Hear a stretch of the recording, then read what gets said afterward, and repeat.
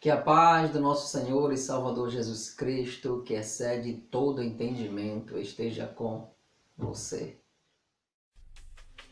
Prezados irmãos e amigos, estamos aqui mais uma vez para passarmos a lição da EBD, da Escola Bíblica Dominical. É a lição de número 6, 9 de agosto de 2020, que tem como título A Condição dos Gentios sem Deus. Vamos estar nesta semana. Temos o nosso texto áureo. Portanto, lembrai-vos de que vós, no outro tempo, éreis gentios na carne, chamados incircuncisão pelos que, na carne, se chamam circuncisão, feita pela mão dos homens. Efésios capítulo 2, versículo 11. Verdade prática. Outrora sem Deus, por meio de Cristo, os gentios tornaram-se descendência de Abraão e herdeiros da promessa. Graças a Deus por isto. Nossa leitura bíblica em classe se encontra no livro de Efésios, capítulo de número 2, versículos 11 e 12, e Romanos, capítulo de número 4, versículo de 12 ao 14. Não iremos fazer essa leitura aqui, porém é importantíssimo que você acompanhe e faça essa leitura na sua casa. O primeiro tópico fala sobre chamados incircuncisão. O que seria incircuncisão ou circuncisão? Vamos aprender. No primeiro subtópico diz o conceito de circuncisão. Circuncisão é a remoção cirúrgica do prepúcio do órgão sexual masculino. Era prescrito na lei como sinal externo, vamos lembrar disso, sinal externo, de quem pertencia ao povo da aliança com Deus. Nós podemos verificar em Gênesis capítulo 17, 10 e 11. A circuncisão tornou-se um sinal que distinguia os judeus dos demais povos gentílicos. Isso quer dizer que esta circuncisão foi feita um pacto de Deus com Abraão, em Gênesis 17, que a partir daquele momento, daquele pacto, daquele conceito que Deus tinha feito com ele, a promessa que Deus fez para Abraão, e aqueles que poderiam participar da promessa eram todos o que estivesse com a circuncisão. Por isso que era necessário que Abraão circuncidasse, desse continuidade. Ele circuncidou logo no pacto, logo após o pacto, ele se circuncidou e circuncidou também a Ismael, seu filho. Daí por diante, a circuncisão tornou-se este sinal da aliança de Deus para com os descendentes de Abraão, os judeus. Vamos lá. Segundo subtópico, o significado religioso da circuncisão. Seu significado religioso apontava para a santificação. Êxodo capítulo 19, versículos 5 e 6. A circuncisão simbolizava a aliança de purificação requerida ao povo escolhido. Os judeus recusavam-se até mesmo comer com os incircuncisos. Podemos ver também em Atos capítulo 11, versículo 3. Essa circuncisão era a mostra externa do sinal externo que o homem tinha um pacto, uma aliança com Deus. Entretanto, os incircuncisos eram aqueles que não tinham um pacto com Deus, chamado povo gentílico. Eles estavam afastados desta promessa. Eles não tinham esse pacto para com o Senhor, nosso Deus. E chegou momentos ali em Atos que os apóstolos recusavam-se até comer com os gentios ou com outros povos, por causa que não eram circuncidados. Eles faziam esta separação. O subtópico 3, a circuncisão do coração. O apóstolo reconhece que os gentios não faziam parte da circuncisão, mas com uma ressalva. O sinal dos judeus era apenas físico. Então, A verdadeira, Paulo então aborda aqui, a verdadeira circuncisão não se tratava de uma operação externa na carne, mas no interior, a que é do coração. Ele agora traz essa distinção, que no período de Abraão, a circuncisão era externa, na carne, onde feito por mãos humanas, onde as pessoas poderiam se circuncidar e existia aquela aliança para com Deus. Mas, após o Senhor Jesus Cristo, o apóstolo Paulo, ele vem explicando que a verdadeira circuncisão não é mais aquela feita por mãos de homens, a circuncisão externa na carne. Ela agora, no coração, a circuncisão vinha direto para o coração. E Cristo, o sinal de quem pertence a Deus, não é a circuncisão nem a circuncisão, mas sim o ser uma nova criatura. Em Gálatas capítulo 6, versículo 15, o apóstolo Paulo também fala que aqueles que estão em Cristo, nova criatura é, as coisas velhas se passaram e eis que tudo se fez novo. Por que isso? Porque esta circuncisão que o apóstolo fala é da nova criatura. É o modo de viver, é o comportamento, é o caráter cristão que traz agora a modificação que Jesus Cristo fez no homem, a transformação de quem ele era e de quem agora, após aceitar a Jesus, ele é. Esta é a verdadeira circuncisão, não mais aquela feita na carne por obras humanas, mas a verdadeira circuncisão é aquela transformação do interior, transformação no Espírito Santo, que é externada através do nosso comportamento. O tópico 4, ele fala que é a circuncisão da nova aliança.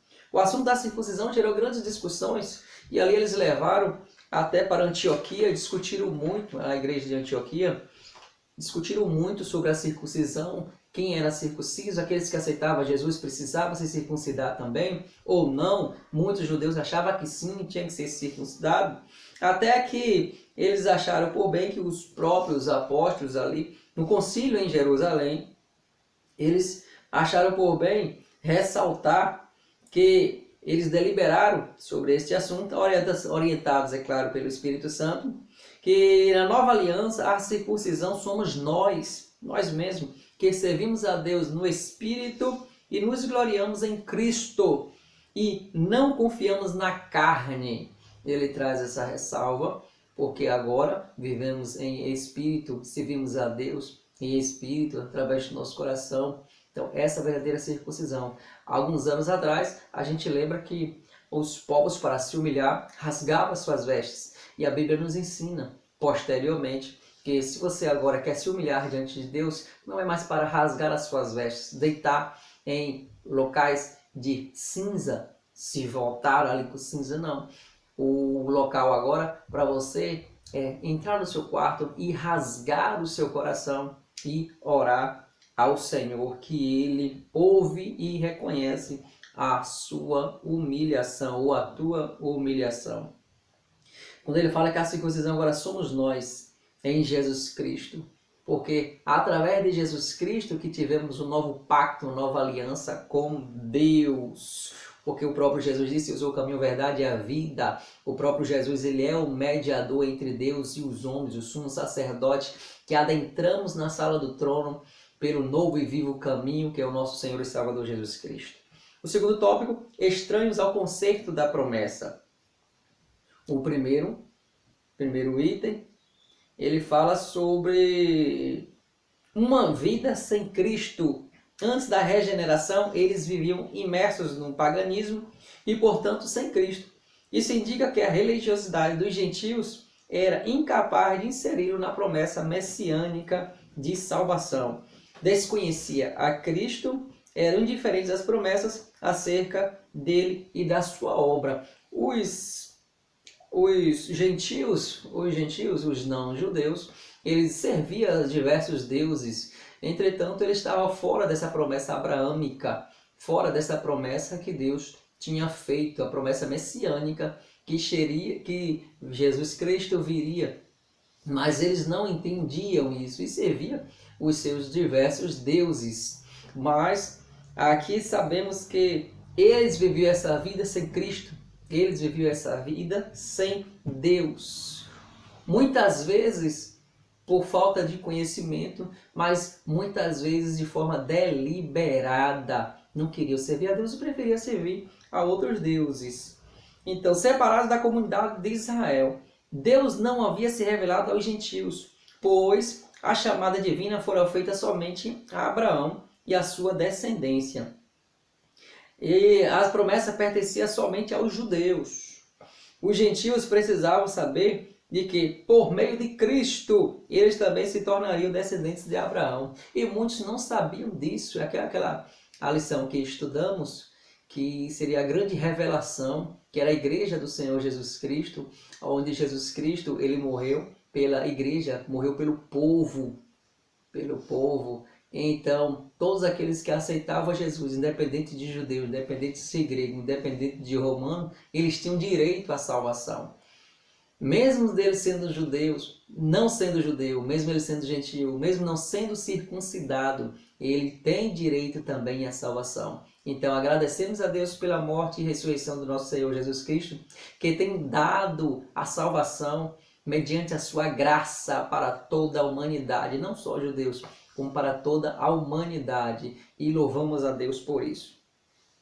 Alienados aos pactos da promessa, os gentios desconheciam totalmente os vários pactos que Deus estabelecera com seus servos, os patriarcas israelitas, o pacto abraâmico, o pacto mosaico, o pacto davídico que Deus tinha feito. Esses pactos eram reiterações da promessa messiânica que viria Jesus, o Salvador do mundo. Os gentios não tinham noção destes pactos. E por conseguinte estavam alienados ou fora, estavam desviados, bem afastados de qualquer promessa ou esperança messiânica. Eles não tinham nenhum tipo de conhecimento a respeito. De alienados da promessa, por meio do sangue de Jesus, os gentios tornam-se herdeiros da maravilhosa promessa. Então, quando Jesus Cristo vem, ele abre as portas dos céus. Quando o próprio Jesus, ele falou: vinde a mim todos que estáis cansados e oprimidos, e eu vos aliviarei. Tomai sobre vós o meu jugo e aprendei de mim, que sou manso e humilde de coração. Vinde a mim todos, judeus, gregos, romanos, de todos os povos. Jesus está aberto para receber qualquer pessoa que quiser vir a ele, se arrepender dos seus pecados, que Deus perdoa através do sangue de Jesus Cristo. O terceiro tópico, sem esperança e sem Deus. E o primeiro subtópico do terceiro tópico, podemos afirmar que os gentios eram desprovidos dessa esperança por causa da parte filosófica grega, que descartava a possibilidade de uma vida além do túmulo. Há muita filosofia grega naquele período que infestavam nas pessoas, ensinavam que as pessoas acreditassem que não teria vida após a morte. E muitos acreditavam, e muitos seguiam esse engodo, essa mentira, que não há vida após a morte. A Bíblia nos diz que depois da morte segue-se o juízo. Há sim um juízo a ser realizado. E esse juízo, há dois caminhos, há o céu e o inferno. Então a própria pessoa tem o direito de escolher qual caminho ele quer seguir. Então existe sim vida após a morte, e nós decidimos aqui em vida para onde será posta ou colocada, ou será repousada a nossa alma. Onde você quer repousar a sua alma? Aleluia! Que seja lá perto de Deus, que não seja bem distante de Deus não, mas que seja bem pertinho do Senhor nosso Deus. Então, com a esperança e a âncora para a alma, os gentios desprovidos dela padeciam de medos e incertezas. Por conseguinte, a falta de esperança e de paz revelava a ausência de Deus. Eles não tinham esperança do Messias, eles não tinham esperança de salvação. Então, eles viviam desprovido desta esperança, desprovido dessa vinda de Jesus Cristo. Mas, graças a Deus, quando Jesus Cristo veio, fundou-se a igreja aberta para todos os povos, para a glória do nome do Senhor. E o segundo subtópico fala sem Deus no mundo. A expressão se Deus não significa que os gentios não serviam nem acreditavam numa divindade. Ao contrário, adoravam diversos tipos de deuses. Porém, eles estavam alienados de Deus, Pai de nosso Senhor e Salvador Jesus Cristo, Deus com letra maiúscula, que havia de ser revelado a Israel. Isso significa dizer que as suas vidas eram regidas por falsas ideias e divindades pagãs que se mantinham escravizados em densas trevas espirituais, separados de Deus. Trata-se de uma descrição de um quadro calamitoso, entretanto, e, felizmente, esse quadro foi alterado pela intervenção dos desígnios eternos do verdadeiro Deus. João capítulo 17, versículo 3. Então, graças a Deus que os gentios viviam sem Deus no mundo, desprovido de esperança, mas Jesus Cristo, a nossa esperança, Jesus Cristo, a ressurreição e a vida, Jesus Cristo, o pão da vida, a luz do mundo, a porta, o Cordeiro de Deus que tira o pecado do mundo, a nossa grande esperança. Ele vem ao mundo e morre para perdão dos nossos pecados e nos faz uma aliança, um pacto, não mais aquele da circuncisão feito na carne, mas uma aliança, um pacto feito nos nossos corações, através do selo do Espírito Santo em nossas vidas, onde fomos regenerados, vivemos um processo de santificação, buscando a estatura de varão perfeito e convicto na promessa e nesta esperança que Jesus Cristo virá dos céus arrebatar o seu povo, arrebatar a sua igreja. E nesta confiança nós permanecemos que Jesus Cristo irá vir. Caso ele não chegue para alguns, mas por certo aqueles que já morreram, ainda morreram com esta esperança, que Jesus Cristo, quando ele vier arrebatar a sua igreja, diz a palavra do Senhor, os mortos ressuscitarão primeiro, e nós que estivermos vivos seremos arrebatados ao encontro com o Senhor nos ares, estaremos para sempre com Deus, nosso Senhor e Salvador Jesus Cristo. Que Deus abençoe a sua vida, que Deus abençoe a sua casa, que você possa compartilhar esse vídeo, que você possa assistir, que você possa ali com seu irmão, com seu amigo. Compartilhe os irmãos que não estão podendo vir para a escola dominical. Leve essa bênção para ele, para que ele possa desfrutar dessa síntese aqui, desta lição muito importante, que eles reconhecer quem eram os povos gentios e quem eram os judeus. E esta parte da aliança, do pacto, da circuncisão e agora com Jesus Cristo a circuncisão no coração. Compartilhe esse vídeo. Veja aqui nos cards também outros vídeos que nós temos feito para abençoar a sua vida para a glória do nome de Deus. Inscreva lá no nosso canal, é só apertar aqui assim, ó, no inscreva-se, tá vendo aqui? Inscreva-se, aperta aqui, ó, inscreva-se e eu tenho certeza que você vai continuar sendo abençoado por essas palavras e outros vídeos também que temos postado. Deus te abençoe, Deus te guarde e até a próxima, se Deus nos permitir. A paz do Senhor Jesus.